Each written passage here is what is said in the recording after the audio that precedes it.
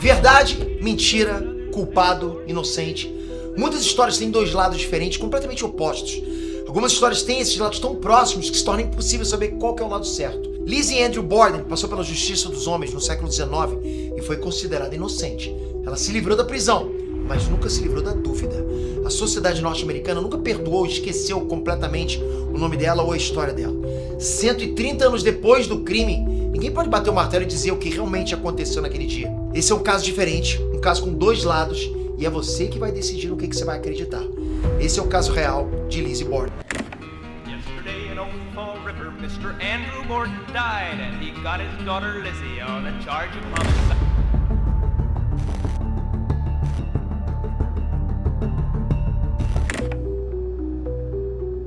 Fala pessoal, Peter aqui. Lizzie Borden pegou um machado And gave her mother 40 whacks. And when the job was nicely done, she gave her father 41. Para nós brasileiros, esse poema não significa nada. Para os americanos, esse é um poema que sobreviveu por mais de um século, de autor desconhecido. Virou musiquinha, né? Virou uma obsessão. E esse poema simboliza muito bem o que aconteceu naquele momento. Por quê? Porque o poema já nasce errado, já nasce com uma informação falsa. Não foram 81 golpes de machado que levaram a vida de dois idosos na pacata cidade de Fall River, no estado de Massachusetts, no ano de 1892. Nem perto disso. Foram 29 golpes de machado no total. É um detalhe numérico de um crime brutal, mas também é um entre vários outros detalhes que nunca ficaram claros. Vamos tentar seguir aqui duas linhas do tempo diferentes, dois universos. Num desses universos, Lizzie Borden assassinou o próprio pai e a madrasta com golpes de machadinha. Em outro universo, Lizzie Borden não tem culpa de nada e o verdadeiro assassino nunca foi julgado por esse crime.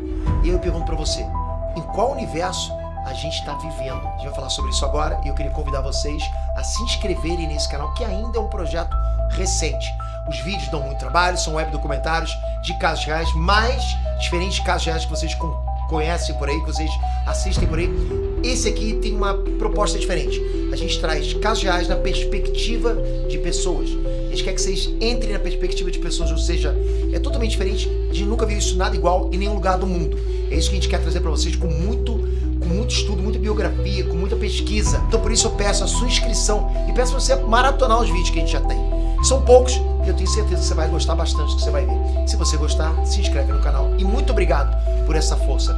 É gigante pra gente nesse começo. Na manhã de 4 de agosto de 1892, quinta-feira, o empresário Andrew Borden foi encontrado morto com 11 golpes de machadinha na sala principal da própria casa dele. A esposa dele, Abby Durfee Gray, foi encontrada morta com 18 golpes de machadinha no andar de cima, dentro do quarto de hóspede. O que realmente aconteceu? Andrew Borden começou de baixo, mas construiu uma fortuna acumulada avaliada em $300 mil na época. Esse valor, olha, ajustado pela inflação, seria algo em torno de $10 milhões hoje. Por uma cidade pequena como aquela, o Andrew Borden tinha uma posição privilegiada. Essa fortuna pode ter gerado problemas, tanto fora quanto dentro de casa. Então, a partir desse ponto, a gente vai entrar numa das versões da história. A partir desse ponto, todos os sinais apontam Lizzie Borden como assassina. Andrew Borden era conhecido na comunidade dele como uma pessoa com personalidade difícil e um homem que criou os filhos com o mínimo necessário. A casa dele não tinha encanamento, um luxo que era comum inclusive nas casas de pessoas bem-sucedidas da região. Andrew Borden também escolheu morar num bairro mais econômico. Em contrapartida, Andrew Borden não economizava recursos quando o assunto era a segunda esposa dele, Abby Gray. Abby entrou naquela família só 3 anos depois da morte da primeira esposa do Andrew e teria chegado dominando o ambiente. Abby então teria batido de frente com Lisa e Emma, as filhas do Andrew. O embate maior seria com a Lizzie. Lizzie estava convencida de que Abby tinha se casado com o pai por dinheiro e ela insistia em chamar a mulher como Senhora Borden, nunca como Abby, nunca como mãe, né? Para Lizzie, Abby era a Senhora Borden e o tratamento entre as duas seria frio, para dizer o mínimo. A casa tinha uma empregada residente chamada Bridget Sullivan, que seria uma das principais testemunhas do crime. Bridget testemunhou que nunca viu Lizzie e Abby sentados na mesma mesa para almoçar ou para jantar. O clima dentro daquela casa seria estranho. Em maio daquele ano, Andrew Borden pegou uma machadinha e matou dezenas e dezenas de pombos que estavam vivendo no galpão atrás da casa. Andrew teria afirmado que traziam doenças. Aqueles pombos pertenciam a Lizzie, que tinha montado um viveiro para as aves no galpão. Aí o clima dentro daquela casa azedou ainda mais. Lizzie e Emma teriam saído de casa em junho por causa de uma discussão e voltado só semanas antes do crime. Que discussões? Disputa de propriedade. Andrew Borden era generoso em distribuir imóveis e terrenos para familiares da esposa.